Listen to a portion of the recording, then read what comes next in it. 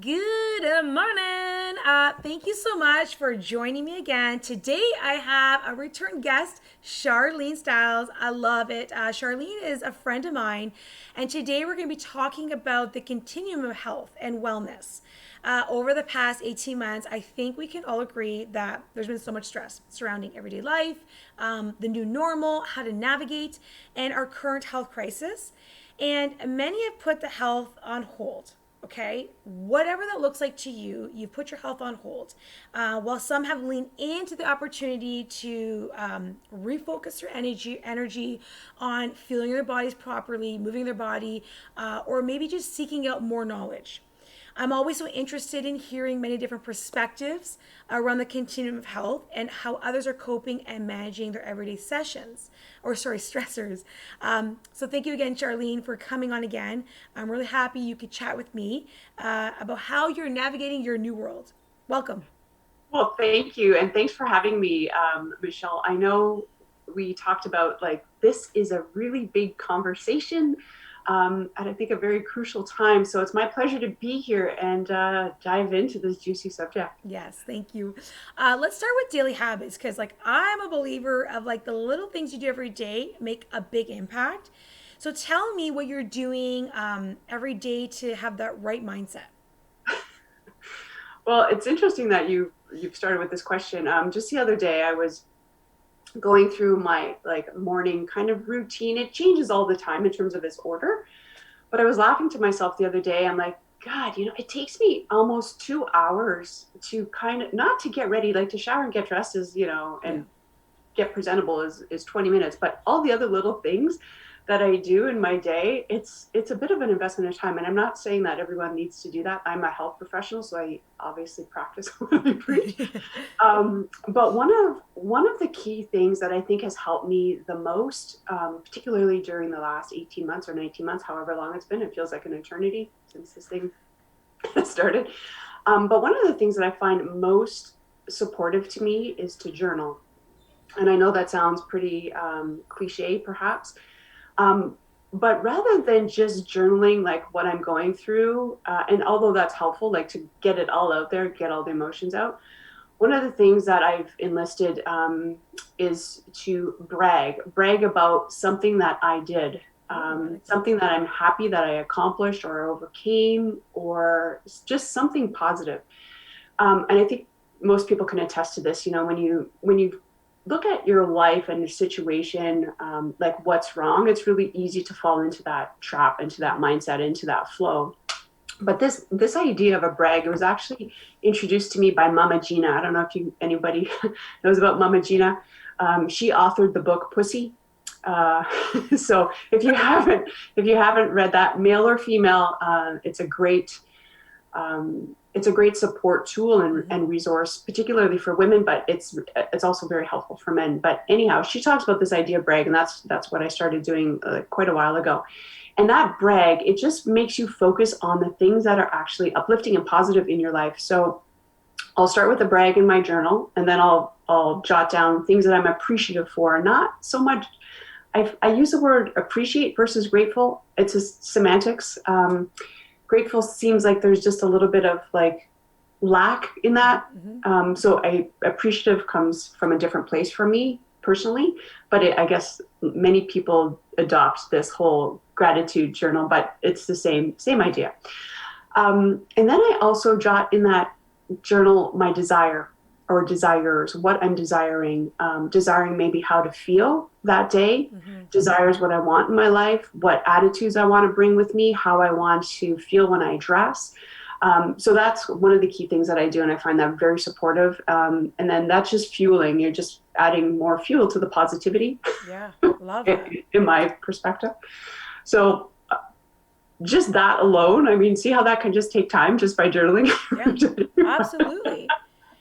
But honestly, I think that's the seed that I like to water every day is the positive. Being outside is also one of the key things for me that I've been really focusing on, particularly during this time. And particularly in the morning, as soon as I get up, or as close to as soon as I get up, or Mm-hmm.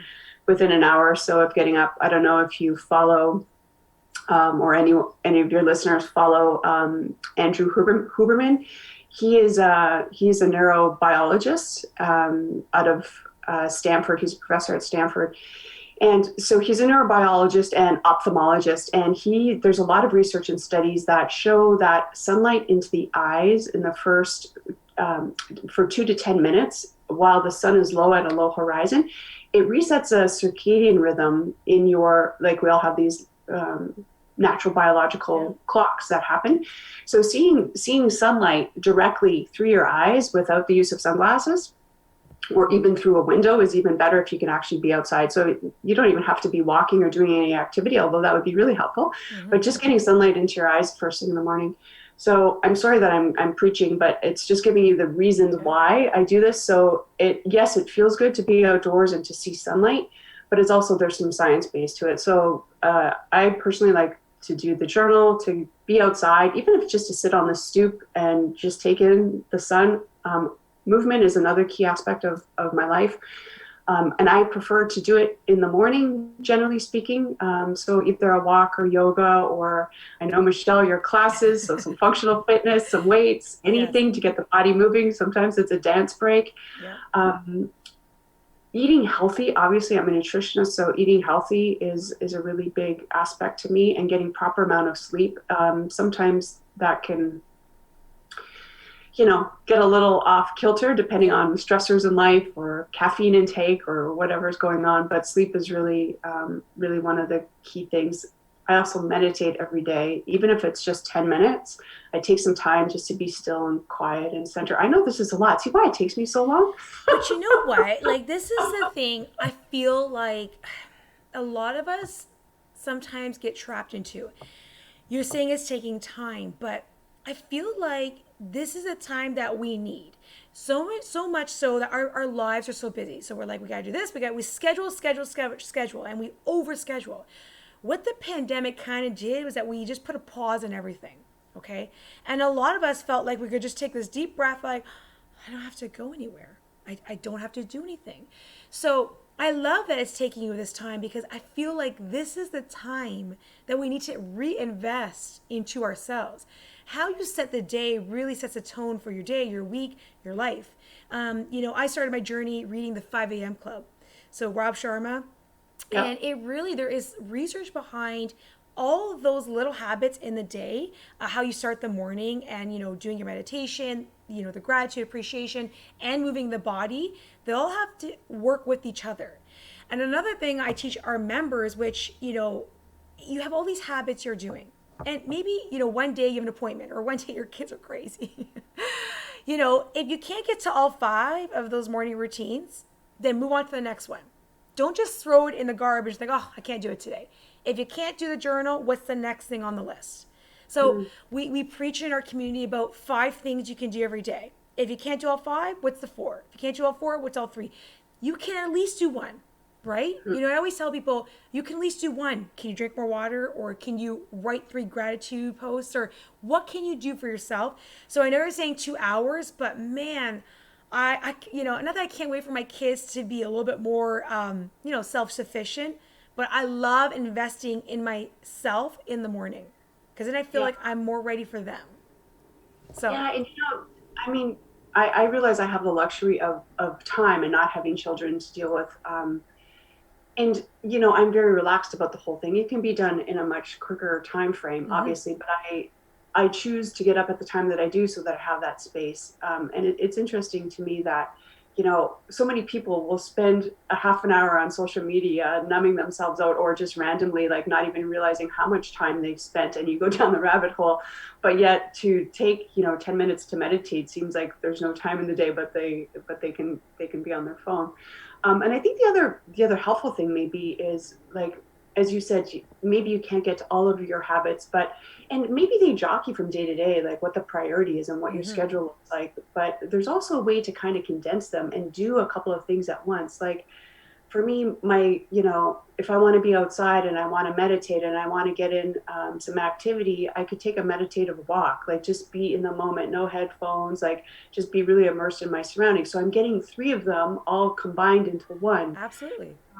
I think, again, it depends on what your priority is and how you can kind of jockey what's important to come to the top. And I think today more than ever, our mindset and our mental health, physical health, is truly a priority. And if not, maybe maybe I would suggest that it should be. Yes, I 100% Yeah. agree. Um, so, I'm in the same boat as you. Sometimes, I get, or I see that, people pay more attention to physical fitness and not nutrition. That's why I love talking to you because I feel like you're really balancing the two.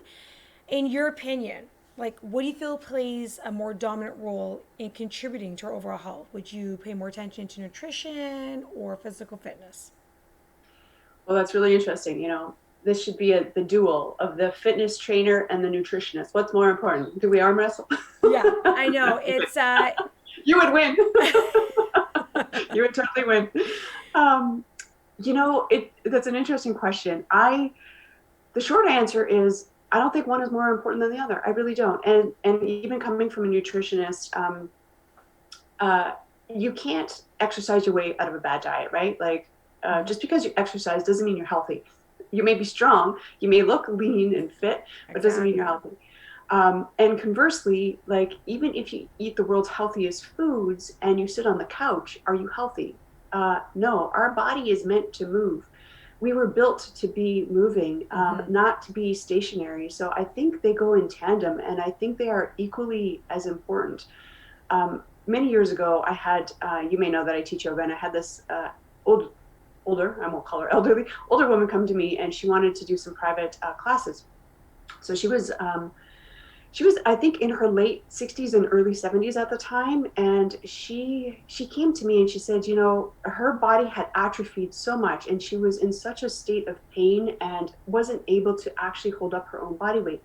And she said, what, Charlene, I thought my body was like a fine china doll. Like, if I didn't use it, it would stay intact and Wow, it would be preserved. And I was like, wow, what a mindset. And that's we crazy. that our bodies are meant to be used. Mm-hmm. Mm-hmm. So to answer your question, I think both are equally as important. I'd be interested to hear your. I'm flipping. I'm flipping the screen to you, Yeah, Michelle. you know, What? How would you answer I that think your own we, question? yes, I think we're very similar. I just want us to get out of the vocabulary of abs are made in the kitchen. Like, I really want us to change our thought process when we say those things. Like, we have young females growing up and seeing this, like abs are made in the kitchen, blah, blah, blah. Why does it have to be either or? I always promote we're all in different stages in our life. So maybe right now you can't be as physically active, as you want to be. So maybe focus your attention to our nutrition. And maybe at times where you're like, you have an injury and you can't be physically fit, or vice versa, where it's like, what, I'm in the thick of it, and maybe finances are tight and you can only get a certain amount of food and you have to focus on moving your body more than nutrition. So I feel like there's stages of life where one's going to play more of a dominant role, but on, a general continuum, I think it's got to be equally balanced. I mean, there are days where you may want to eat more chocolate than other days, and it's okay. I feel like our conversation has to move away from either or, because that's what we're hearing all the time. It's that you got to do this, you got to do this to get the weights, you got to do this to get the muscle, blah blah blah blah blah blah, and then or you got to do this. If you don't do this, you don't. It's like, why are we putting sides against each other, right? Like, if your body is a machine, then fuel it properly. Like, you know what I mean? Like, we just are living in a world, I can't stress this enough, of this or that, the grass is greener, and Mm-hmm. plugged in. And it's like, let's just take time to maybe grow our own food and see where it's coming from and go for a walk and enjoy the nature and not be so over programmed to believe that you have to work out in a gym or you have to lift the weights. Lift your child, lift the groceries. You know what I mean? So I'm kind of like you. I feel like they have to be meshed, but I'm always super curious and interested on what others feel, because this is a big world and a big industry. And again, I just feel like if more professionals who were on the same page felt the same way, the message would be more clear. Agreed. But it's just kind of, it's muddy. I totally And I have agree. OCD. I like things very clean. I don't like mud. I don't like mud. So I just, I'm with you. I'm joking. Only if I'm in nature and it's promoted. Okay, Yeah. I don't like mud And you on got my the shoes. right clothes on. Yeah. Exactly. Okay, let's move on. So, is someone okay? Like an immune system. I am like I'm always trying to biohack the body and look for ways in which I can promote healthy immune systems to myself and to my kids. So if someone's like, you know what, I know this is like we're in a health crisis. I really want to like increase my immune system and really, get it to par. What are some natural remedies? Are there foods they should be taking or vitamins? What do you suggest? Mm. Yeah, I'm sorry. Um, talking about immunity, the one term that you just brought up, and this may offend some people, so this is a disclaimer right now. This is my opinion. It's Yeah. Charlene's opinion. That's it. You said we're in a health crisis, and I honestly think we're in more of a news crisis. Our news media has made us look at there's only one option to be healthy, and that's to use a pharmaceutical remedy. So I know I'm sorry that this is a big thing that's coming out right now, but nobody is talking about how your immune system and being healthy can Mm-hmm. actually be your defense, Yeah. because that's how we're made as humans. We have natural defense mechanisms, just like all mammals and animals, living things have defense mechanisms, whether it's, trees or plants. Anyhow, great question. Immunity. Yeah. How can we shore up our own immunity? So obviously, as a nutritionist, there's a lot of fundamentals that can be used through food and or supplementation. So if your state of health is not optimal and you want to get the best results in the quickest amount of time, supplementing therapeutic doses would be probably the most helpful. So things that are antioxidants. So the vitamins A, C, and E are antioxidants. But Mm-hmm. if we go into actually A, B, C, D, E, if you just follow The follow the alphabet. alphabet, those vitamins are hugely beneficial for various reasons, but primarily for antioxidants. So our immune system is a very interconnected web and a very complex system. So just focusing on taking vitamins and having nutrition, yes, that's really helpful. But I think too, like we can't dismiss talking about things like proper amount of sleep, adequate sleep, resting, where our body repairs itself, limiting offenders, which would be things like sugar is a primary inhibitor of our immune system, Mm-hmm. and it's rampant in most things. So too is alcohol. So alcohol reduces our defense mechanisms. As you know, it converts quickly into glucose as well. Um, Stress is another big contributor. So I know we're all in this together, and we feel the global heaviness of Mm-hmm. what's happening, and there's stress all around us. So finding ways that work for each person, and that may be different in every situation, of how to manage stress most effectively. But if you're looking for foods, I would say, of course, starting with those vitamins, but also minerals. Our soils are so deficient in minerals, Yeah. from growing practices and monocropping. So even supplementing with good quality minerals or fulvic acid would be extremely helpful. There's things also like chlorella, which is an algae that helps boost immunity. I don't know if people have heard this lately. There's a lot of talk about pine needle tea. So No. pine needle tea is really high in vitamin C, which is a great antioxidant. So it has like, I don't know, in less than 2 tablespoons, it has more vitamin C than an orange. So just using, if you're out in nature, collect some pine needles and wash them off. Don't red bell peppers have more vitamin C than oranges? I sure do. Yeah. Yes. And I think, if we're talking about nutrition, like eating whole foods in their natural states, like without getting into each, like, Yeah. like the micronutrients that are in each food, but things like, leafy green vegetables, primarily things with fiber, of course, that are grown from the earth, carrots, beets, those sorts of things, nuts, seeds, legumes, even wild caught salmon, grass fed pasteurized beef, Yeah. free range eggs, like just eating Wholesome. things in their natural state. Yes. And I mean, I think we can, if you wanted to drill down, but like prebiotics, probiotics, keeping your gut Hmm. your gut system healthy. Um, Again, you can use supplementation, but prebiotics come from um, things like garlic and ginger. Like, how simple is that? Yeah. Eating fermented foods, kefir, sauerkraut, pickles, even. Yeah. Yes, some yogurts, as long as it's not too commercial, laden with sugar. Yeah. I'd But be very curious to find out for those that actually gave whole diet and or supplementation a try for at least a month. I would love to know the percentage of the population that actually tried to nourish their body from the inside out. Now, this is not a he said, she said, is good for you. At the end of the day, it has to come from you. You have to have this internal drive to want to make the best of your body. I always tell everybody that you have one body. You can change your body with a knife.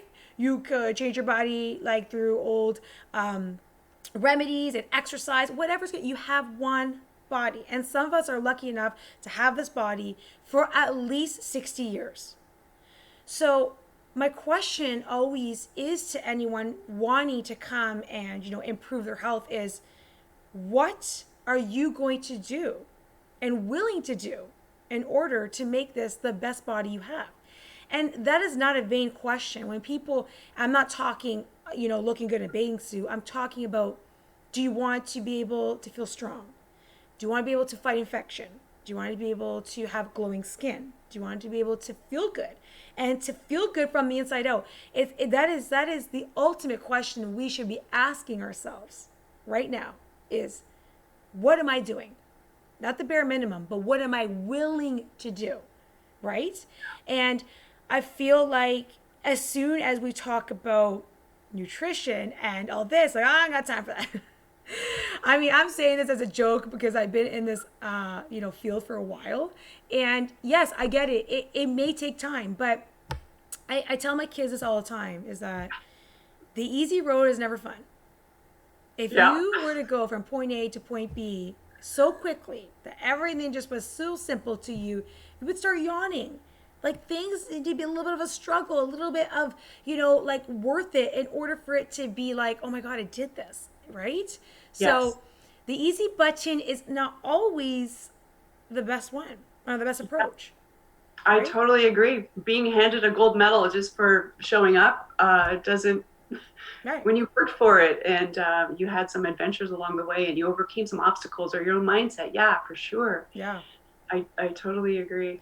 I totally. Um, Nature. I know you've been talking a lot about nature, and it's something I love. I mean, I love summer and I love the sun and I love just being outside, like you said, unplugged, no music. Everyone always asks me what music. I'm like, I listen to music, but sometimes I don't.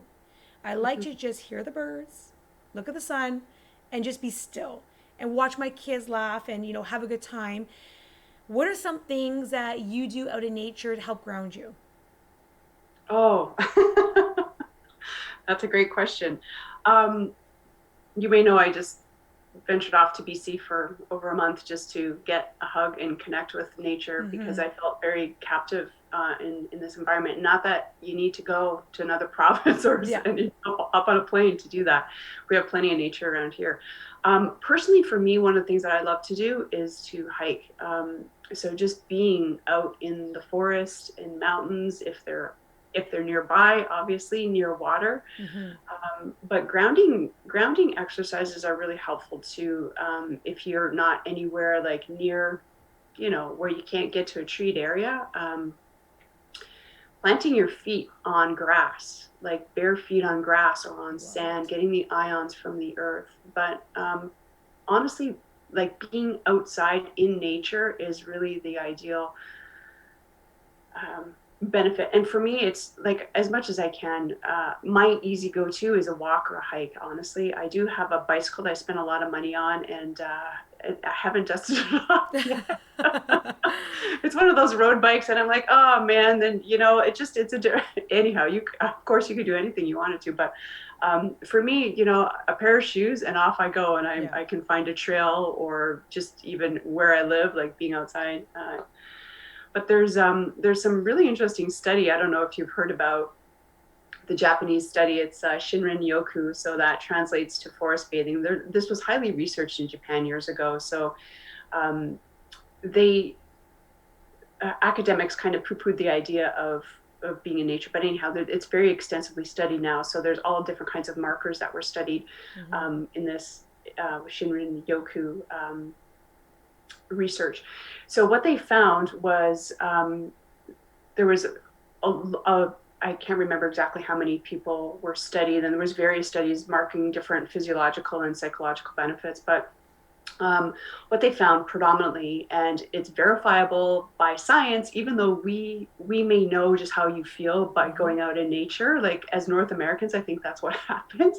We we need science studies, double blind placebo to, before it can actually be Mm-hmm. validated. But in the East, people just do things because it feels good. Anyhow, Yeah.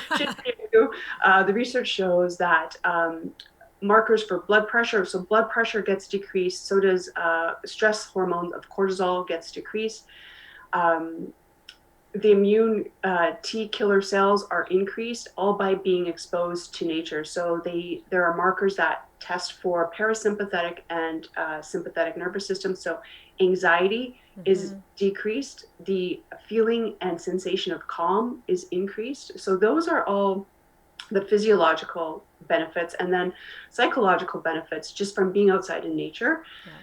Um, they're reported lower anxiety levels, lower depression levels, lower feelings of hostility, and an increased feeling of liveliness, and a decreased sensation or feeling of isolation just being outside in nature. So if you don't feel that yourself, know that the science is there to now Yep. prove it. I mean, what they found in their research is the people that were the most stressed got the best amount of, or the greatest amount of benefit. They had the most remarkable differences. So even if you have like an acute stress, like if you're just going through something really stressful in your life right Yeah. now, it's a really beautiful thing just to get outside in nature to kind of get your mind out of it and connect with the planet, the earth, the living things that are around you that are not humans, that Yeah. are also alive and working in symbiotic relationship with our environment.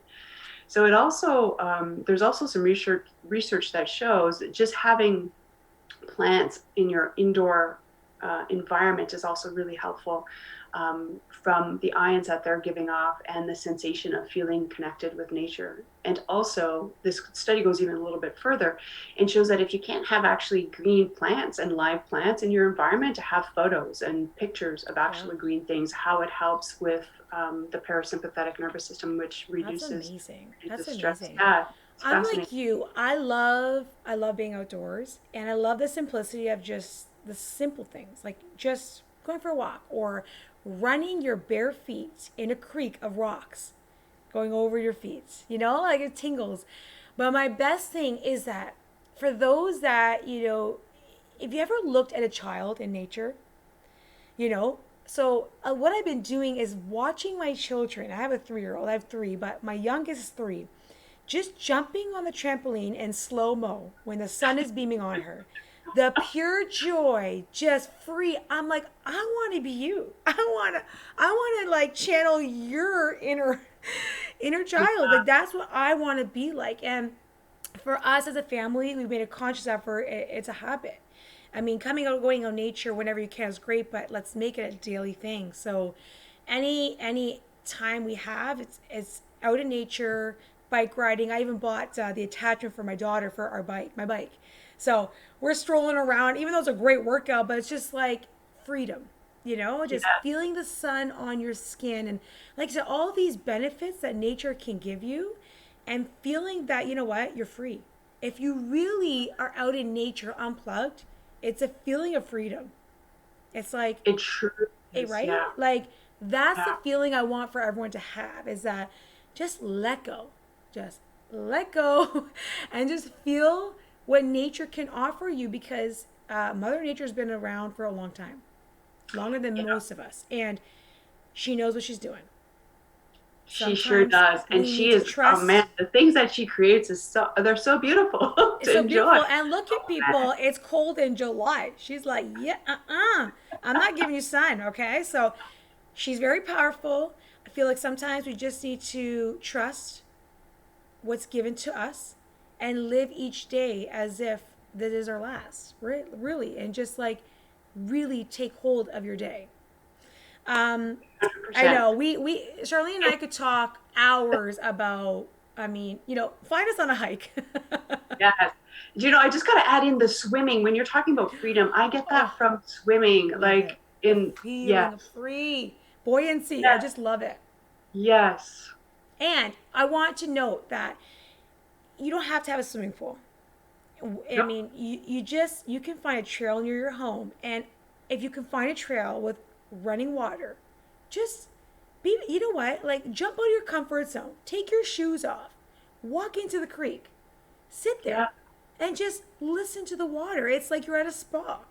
You just have to let go of anything that's in your head, like, I should not do this, I should do this, I'm gonna look weird, and let go and just feel it, right? Um, Okay, so look, like, truth bomb advice. here. I'm a believer of positivity. I think a lot of us know that. I really try to find the positive in every situation, and this year was kind of scary. Positivity kind of was like, it was like zapping every once in a while. It's like, oh my gosh, okay, unplug. Let's find a way to unplug. So this year for myself, my family, was ways to unplug from what's going on, because right or wrong, whatever you believe in and not believe in, and whatever's right for you, if you can find ways to unplug, it will better suit your mental health and your physical health. Um, but what do you feel like? This is a kind of a loaded question about the loss of our connection. I know we spoke at the beginning of our pandemic about, connection and how this is a new way to connect, but things are kind of going back, maybe, maybe not. But what do you feel about the loss of connection and relationships that have taken place? I think the first emotion that comes to the surface is sadness. It's sad. It saddens me that the right or the action that is taken is causing separation. So first of all, as a human and as a person that lives alone, like it's sad. It's hard. It's hard to be separated from people. We're humans. We're meant to be a tribe. Yeah, it's sadness. It's totally it's totally Yeah. sadness. And also I would say it's a little bit scary. It's scary to see some of the ramifications of what the ripple effect of separation, what it's caused. I belong to a number of different types of groups. So they're online groups now, especially. So whether they're masterminds or business groups or entrepreneurial women, I see it. I see it in all the groups, how people are yearning and for not only connection but support the struggles, because we talk about this openly in each one of these groups and it's rampant. It's I don't know how many people are having these like deep conversations. Mm-hmm. um, so mental health is a real big deal, particularly in this time where we've gotten away from human connection, from nature, from being scared of seeing our family, touching our family. So I guess scary and sad is really what comes to the surface for me. Yeah.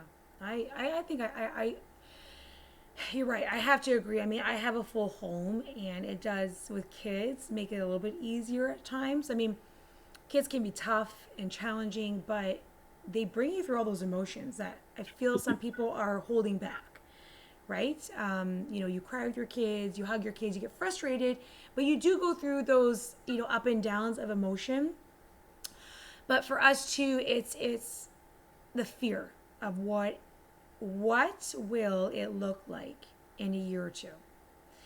I've always been very I love change. I mean, those that know me, I love change and evolving, but it comes with fear. It comes with what will it look like in a year or two? And is there a place in this world for myself, my kids? It's all those questions surrounding the what ifs that really scare me. And what I want our viewers to really know is that it's okay to say, hey, you know what? I need help, or I'm looking for a friend. I always try to tell my members in our community, like, if you are struggling, it's okay to say, I am looking for a friend. Whatever that looks like to you, it could be a friend to call you, to go for a walk with. There are ways to connect with other people other than online, right? So my goal right now is to do more in-person events so we can build the connection stronger. So stay tuned, our viewers. We do have events coming up, but I always like hearing it from other professionals, like, to let the viewers know that you're not alone, right? Like, even as professionals, we struggle. We struggle with feeling lost in a world where it's like, I don't know how to navigate. It's new for everybody. But if we join forces and say, hey, listen, like, I'm willing to help, I'm willing to be your friend. I always tell everyone, if you're looking for a friend, call me. It could be, hey, can I drop off a coffee for you? Or did you want to meet up for a coffee? Or I'm doing a drive-by, I can pick this up for you. It's those small connections I don't want us to lose. Mm-hmm. You know what I mean? So that for me is trying to instill in my children to still offer help, not Yeah. be so worrisome. Should I touch this person? Do you know? Yeah. So Totally. that's been our goal for the last, few months, where it's like, don't be afraid to offer help. If you see someone struggling, don't be afraid. I Like, think that's the one of the key ways, in my opinion. I'm sorry to interrupt you. I just yeah. like I feel like that's one of the key ways that we can stay connected, is to be in service. Mm-hmm. So when you get out of your own head and your own shitstorm, whatever's going on in there, Yeah. because when you are in that place, I've been there myself, and why I speak about this is not only for myself but helping out my clients. Um, we don't, when you're in that place, you don't feel like you can reach out, or you want to reach out. One of the key things, one of the initial responses, is to retreat and to, like, go into your cave and, Mm-hmm. like, heal the wounds, rather than to reach out. So when you're the person offering service and offering connection, and if someone's in the cave, it's much easier to reach to that person's hand, rather Yeah. than look for someone's hand or ask for someone's hand, not knowing if they're going to be there. And I think that's, yes, being of service is really, I love what you're teaching your kids, Michelle. I think that's, yes. Yeah. And not to be fearful, to be helpful. Yes, that To be that should be a slogan. Don't be fearful, be helpful, because helpful and connected. you Yeah, just never know the impact you may have. It far outweighs the fear. exactly. Like, I just think that that should be something resonating with a lot of people. Like, don't be afraid to offer help. Life is still going on, but people are being ignored. So, Yeah. um, And we're I meant to be together, I not apart. know, and we will be soon. I'm so excited. Um, Okay, so before we wrap it up, what is in store for you in your journey and your business in the next few months, year? Tell me. Oh, well, it's interesting because I think we're very much on the same wavelength. So more in-person events. Yeah. Yes. Yeah. So I've got coming up, a yoga hike, lunch and wine event that's coming up. I'm going to do a couple more of those. I used to do them years ago, and, well, I mean, of course, COVID shut many things down, so more in-person events. And I think you can look for some retreats, whether they're just a couple of days, a day, or maybe even longer. So locally and a little bit afar. So that's where I'm really focusing, is on connecting with people, live events, and Yeah. doing things to support ourselves holistically. So not just the food, but mental, emotional, physical, and spiritual self. So I that's love it. I can't wait. I thank you so much for talking with me today. I love chatting with you. It just feels like we could just reach through the screen and give each other a hug, or I don't know. I just feel like from the moment I met you, we're very in sync. we are. And yeah, I'm a hugger too. So we're gonna We're we'll gonna hug hug when it we see each out. other next, and that might be soon. Oh That my might be gosh, it's going to be very soon. So, our viewers, stay tuned. We have some events coming up. Really excited for that. But again, thank you so much, Charlene, for chatting today. And if you want more information on what Charlene does, or what I do, or ways to promote and help your wellness continuum, please reach out to us. And I'll leave it at that. So, thanks so much for tuning in, and we'll chat soon. Bye, Charlene. Thanks. Bye.